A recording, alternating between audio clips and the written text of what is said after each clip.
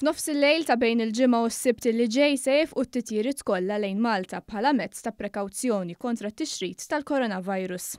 Qalet dan is-Supretendent tas-Saħħa Pubblika il-Professur Charmaine Gauci fl-istess konferenza tal-aħbarijiet li fiha tat id-dettalji dwar l-aħħar każijiet tal-coronavirus. Li għamilna hija li waqafna il-flights l-ewwel minn dawk l-areas fejn kien hemm trasmissjoni qawwija, imissa qegħdin naraw li l-Ewropa kollha, d-dinja kollha din qiegħda tinfirrex allura propju wasal iż-żmien ukoll li aħna ħadna miżura oħra fejn aħna waqafna l-flights ukoll minn kull imkien. Il-Professur Gauci qalet li se operaw biss it-titjiriet bil-merkanzija jew għat-turisti li jridu jmorru lura pajjiżhom. Hija li ħatidħol il-flight minn Heathrow dik li tidħol kmieni filgħodu, is-sibt filgħodu fis-sija neqsin 20 ta' bil-lejl. Dik hija l-aħħar flight li ħatidħol.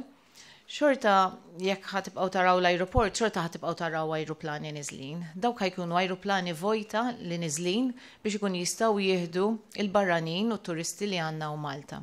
Allura flights ħajkunu vojta huma u niżlin, però il-fuq ħajibqgħu tielajn. Ġifier l-ajruport xorta jrid jibqa' miftuħ ħalli dawk it-turisti jkun jistgħu jmorru lura lejn pajjiżhom. Intant ftit qabel ma' s-Supretendent tas-Saħħa Pubblika ħabbret is-sospensjoni tat-titjiriet, il-Linja Nazzjonali tal-Ajru l-Air Malta ħabbret li tissospendi t-titjiriet kummerċjali kollha tagħha. L-Air Malta appellat lil dawk il-Maltin li jinsabu barra mill-pajjiż jikkuntattjaw lill-Ministeru għall-Affarijiet Barranin u Ewropej u dawk il-barranin li jinsabu hawn Malta għandhom jagħmlu kuntatt mal-ambaxxati rispettivi tagħhom.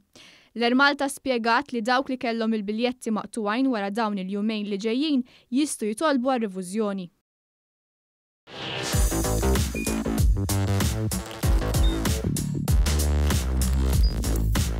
Idħol fuq one.com.mt u hemmhekk tista' tara l-programmi kollha li jxandru fuq One permezz ta' One Play.